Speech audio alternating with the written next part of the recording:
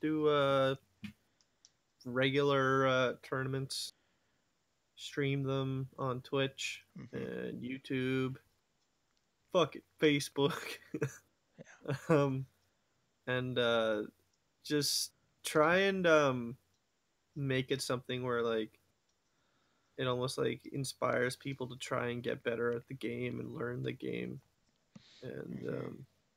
I don't know, like put a bigger focus on like the people, because a lot of people have like their favorite soccer player, but you don't got your what about your favorite fault player and like why he's your favorite or she's your favorite or Yeah. something. You know what I mean?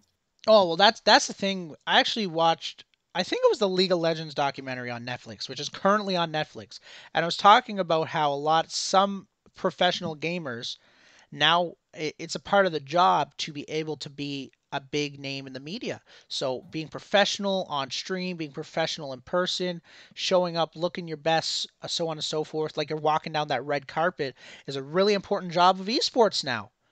And I'm excited for the day that happens with Fault. That we have these people like Meds, because I was a big Meds fan. He was a super good jungler. Uh, half they're a pro in Fault, and they have to come on in and they have to do that, and because they're pioneers of the game, right? They yeah, people look up to them. It's the same thing with Faker in League of Legends. Like if you know League of Legends, you know who Faker is, and to say he's not the greatest League of Legends player of all time, well, he is, to say the least, um and so many people look up to him. So many people want to play like Faker. So many people want to have the fame Faker has, and of course the gameplay. And I know I've just been saying this over and over again, but I am so excited for esports that like I can't even get my brain to think straight at the moment. I mean, I'm just even just so having simple ranked just in game, like even if you never make it to esports, like just having that rank, just being able to say, yeah, I'm in diamond, like hmm just having that accolade yourself, something you're working towards. hmm yeah. I think even ranked is going to be a big deal. Like it's really going to bring a lot of people in. People are going to start grinding the game simply because there's ranked in the game whenever it hits vault, and it's also going to be a really good way to meet other like-minded people. Um, because one of the challenges of competitive is finding a team that fits you or that can grow with you. And usually you see a lot of roster changes and stuff happen at especially at the amateur level. Like it happens a lot. But ranked is a good way to find like-minded people that wanna truly take this uh seriously, that truly want to see if it's possible for them to make money off this. And what does Swarm Brother Clan have to say? Do you think Fault will make it to where you can't have more than one hero of the same role, like two ADCs? Sworn, I think that is coming. I think at the moment they just got 14 heroes, so they have to let it happen. But once they start hitting the 25, 30 hero mark, 100%. That's like a part of a MOBA is your drafting. Like if I know Steve is super good with Crunch, but I know my jungler is better or is just as good with Crunch or just slightly worse, and I know that Steve's a one trick, I'm gonna get I'm gonna ask our jungler to choose Crunch so that Steve can. Oh yeah, that's coming. I they just can't do it because there's 14 Hang heroes on, in the hang on. game. Are you talking about mirror matching, or Yeah, because I read that question as I th- I, th- I like think two it. ADCs on one team, like a Twin Blast and a Murdoch on the same team? Yeah, I think it's more so like how in Overwatch, for example, they split it up into the different types of characters, and then when you queue in, you have to pick that hero from oh, like that if role. kind of like where when you're stuck in like if you get stuck in the ADC role, you got to choose an ADC. It won't let you budge from that role. Maybe that, or like it doesn't even have to be Just like not allowing having two ADCs on the same team. So yeah, No, like Murdoch and if Twin someone Blast can't locks be on in the same team. Murdoch, yeah, like if someone locks in Murdoch, then no one else could pick Twin Blast or uh, Sworn, I Sparrow. don't think that's going to happen because that's limiting people's choice. Like I understand, from objectively competitive standpoint, it might not be the optimal thing to do, but with the way MOBAs are, you should be able to play almost anyone anywhere and as long as you're really good with them, you should be able to like outplay. And for example, like I've in the tester streams, they've been playing a lot of Twin Blast in the off lane. Obviously, Twin Blast is not a good pick in the off lane, but if you're good with him, sometimes it's the better choice in choosing the Kwong that you're not as comfortable with. So I don't think they're going to limit that choice down. But at the same time, if I'm playing ranked and I see someone choose Twin Blast off lane and they get pooped on, I'm going to be very disappointed and I'm probably going to think they're being toxic. Yeah, the system would definitely have to be different for ranked. For casual, obviously, it's going to be kind of free for Yeah, all. but you But can't limit people's choices like that. Because that, like, if you limit people's But like, choices, the meta is but, not going to change. but then it kind of comes down to like, I don't think that's going to happen. Just straight up, there Platyp- will eventually be no mirror matching when we get more heroes in. yeah, But just straight up stopping people from having two ADCs or two tanks or something like that. Or if they really wanted, they could have five tanks when we have five tanks in the game. yeah, They could do that if they wanted. yeah, yeah. I don't think We're limiting not going to people's prevent that. choice. Yeah, and when Platypus says he is a mod for Strange Matter Studios, so if he says it's not going to happen, I'm 99% sure it's not going to happen. Yeah. Oh, you love doing Narbash and Phase. That's kind of cool. Ooh, I've never actually like Phase and Offlane Sworn or Narbash Jungle. There were many characters in Paragon that could double up as Yeah, what they were actually supposed to be. yeah. You I know, think you that's could play like Faye as a support, you could play Bellica as a support, but technically they're both mid laners. yeah, and I think that's one of the beauties of MOBAs is uh, giving that choice to do that. If that makes any sense, I don't think limiting people to a certain role is a good idea. It might, yeah. It's just not. It just makes stuff less fun, and it also will make the meta change a lot slower than it should. So, because there's gonna be a meta somewhere in Fault. It's gonna happen where having three supports on a team is the smart choice. Watch. Steel, Narbash, Phase. It's gonna happen. I guarantee. Okay, maybe it won't happen, but we need to allow that to be a choice if it is Maybe the it won't option. happen in that exact example, but it will happen. Yeah, Metas spring up everywhere. yeah, yeah. Especially when there's such a small like handful of characters to choose from. hmm Yeah. I'm so excited for esports. What I would love to see if I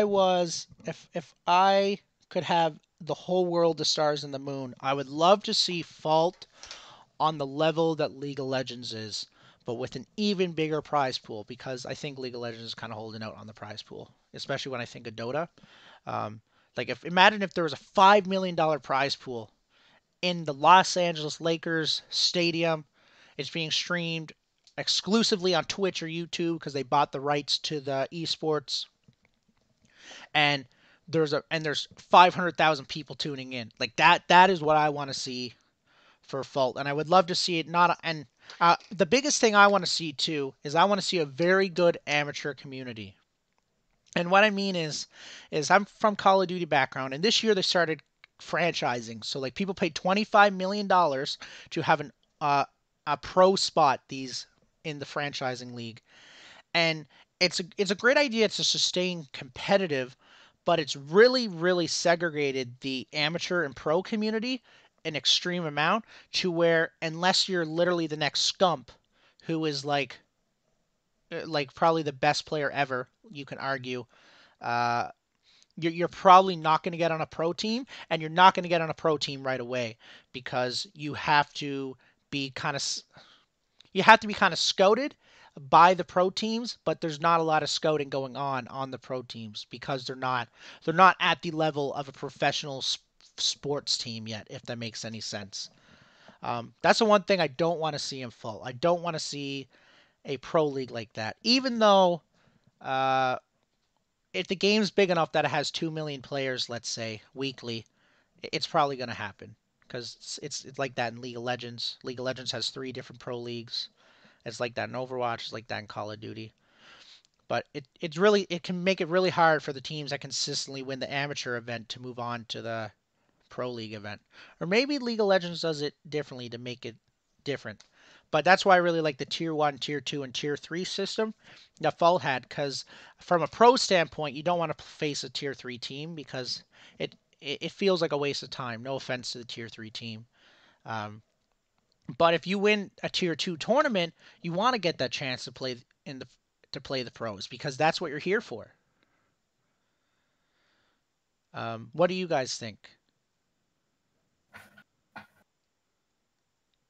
Mm, I mean, again, just obviously that's sort of the point of ranked and whatnot, and you just depend on your elo and whatever, just segregate in that way. Because obviously, again, like we said in one of the earlier ones, like you don't want every single time you get into a game, you just get your shit pushed in. Mm-hmm. That's true. Like that's not fun. That easily turns somebody away from a game. Like that's kind of why there's skill based matchmaking and whatnot, and different things like that. Just purely like it's more fun to play against somebody at the same skill level because then the game feels interactive again. Like you don't want to be that much better than everyone you're playing against. That you're basically just on autopilot, just rolling through it. Yeah. But at the same time, like it's no fun having a 12-minute game, but then it's also not fun having like an hour-long game. No, it's not. Just for anyone that's listening, especially because I know Platypus is here, please do not adopt the Overwatch or Call of Duty model for competitive because it's pretty much the pros, which are the 99.7% best players, and then the rest of them are all put into the amateur league, and there's no in between.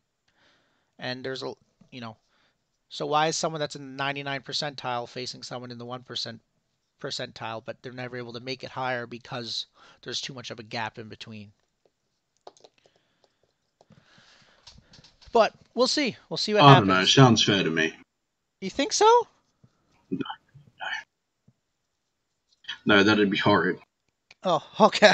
I was gonna say because that's what's currently happening in Overwatch and Call of Duty at the moment. So there's some people that are consistently winning the amateur events, but they're never able to make it on a pro team because the pro team isn't even looking at them. If that makes sense, because playing an amateur and playing a pro, the only way to make it a pro is if you're good enough, is if you prove yourself against the pros usually.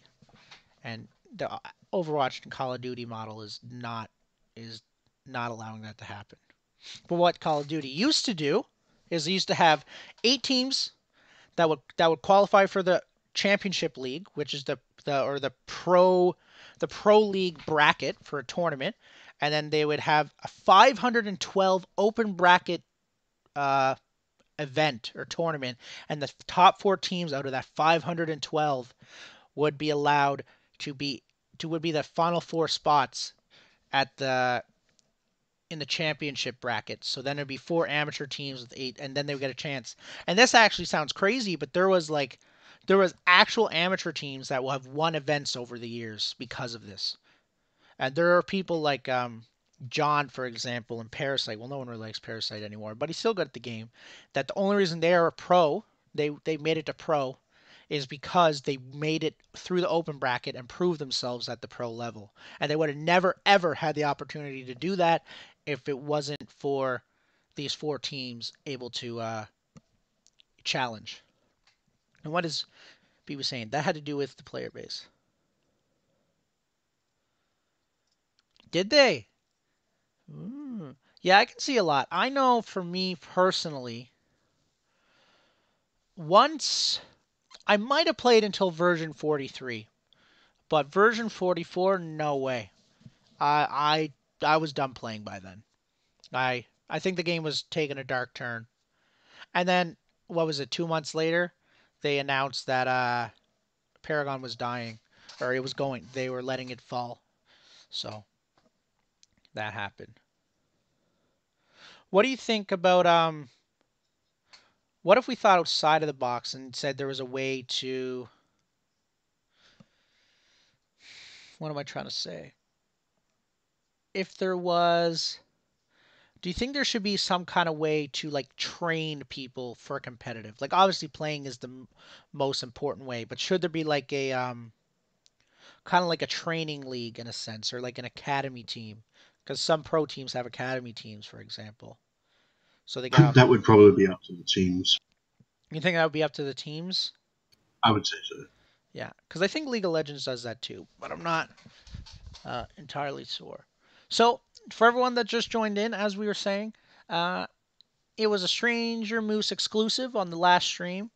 That it's on the roadmap, so it's not that big of a leak or a new news, but there will be tournaments that are supported by Strange Matter themselves. They will be hosting the tournaments, is what it seems like, is what they're saying with the roadmap, and it's kind of cool.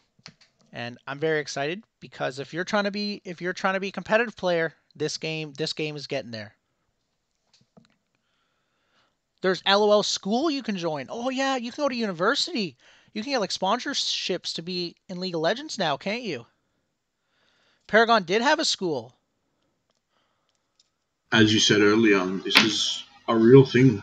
Esports is a real thing these days. It's not just I play games competitively. Oh, well, you don't actually have a job, do you? No, it's a real thing. It's a real job now. Not only do people get paid wages, but they obviously have the tournament winnings.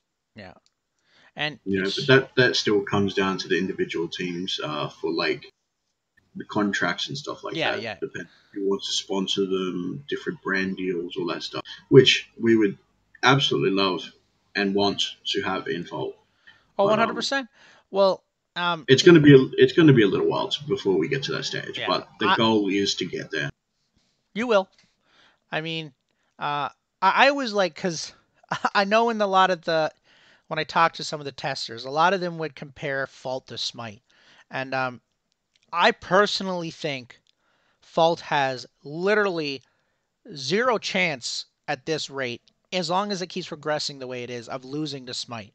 Like, it will be bigger, and it'll be bigger in a year. Like, it's not going to be 5 years. It's going to be 1 year. And if Smite can have a competitive league with big tournaments and 12,000 concurrent players weekly, I'm sure Fault can do that. Because I remember I was actually doing a bit of research for these streams, and I remember Epic putting out an article of 800,000 players.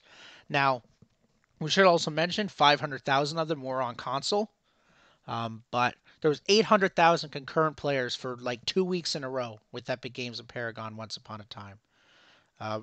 Sometime right after Monolith came out. It was apparently their highest they ever hit. And Fault can get there. They can get there. They truly can. And Strange Matter is trying to be the next Riot Games, which is pretty obvious to me at least. And one of the biggest things that made Riot big was Season 1. They introduced a $1 million tournament. Oh, I don't think Strange Matter is going to have $1 million, but year 1 of Fault, I'm excited to see what they're cooking up, what they have, because they definitely got something going on in the background. So, does anyone have anything more to say on that, or would you like to move on to the next thing? I think next topic would be good. Yeah, there's nothing more that I'm allowed nothing to say. more to say. So, I'm just gonna catch up on the chat real fast, see what they're saying. So we got Sworn. He's saying he's studying to be a chiropractor, but he wants to be a doctor for an esports team. That's a real thing. It's gonna happen. If real sports teams can do it, esports can obviously do it. Well, that's kind of what I was going to say. Like, not to kind of like step into the whole New World Order talk, and kind of definitely don't want to delve too deep into this, but like just with this whole like obviously the thing and what like it's definitely going to be a different playing field going forward, because like people are already talking about like how do things come back off of this, and you're definitely going to see a bigger resurgence of like esports and whatnot, and like not that I'm trying to say that obviously like regular sports are going to die off. That's never going to be a thing, but it's going to definitely be a lot more appealing to like watch an esport tournament at home. It's better to stream something as clean. Yeah, and again, I don't want to really like conspiracy theories and New World Order and all that shit. Don't want to delve into that. That's unnecessary. But like, I will. it's a World real burning. thing. Like going. Oh boy. Anyway, guys, I'll leave you to it. I hope you enjoy your stream. Thank you, Platypus, for coming on in. If for some reason, Platypus, you can put in a good word with us with Strange Matter. I'm sure they've heard of us by now, but we would love to, help them out in any way we can. Please do so. Other than that, thank you, and I'm glad you're enjoying the stream. So easy. So soon.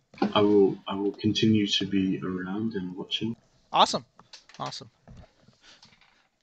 If/when, so Pajama says, any idea if/when roll queue will be implemented? What do you mean? Do you mean like kind of in Smite how they have a preferred role? You can choose your secondary and primary role, and then it kind of just puts it in the game. And like you don't have to stick to that, but it's there to try to just bring a bit more organization.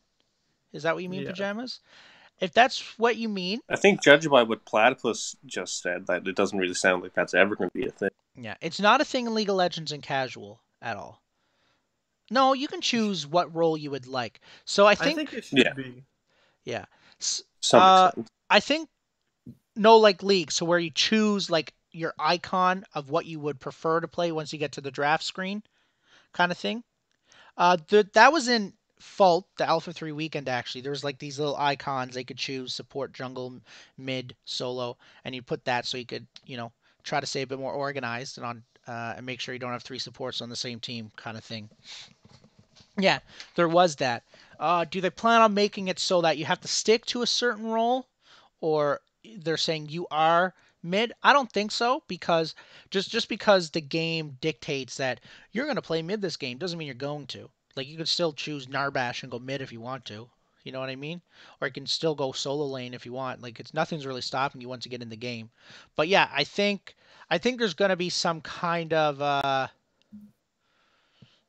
organization system further than what they had in the Alpha 3 weekend that'll show please like fill in this role so that your team comp can be reasonable.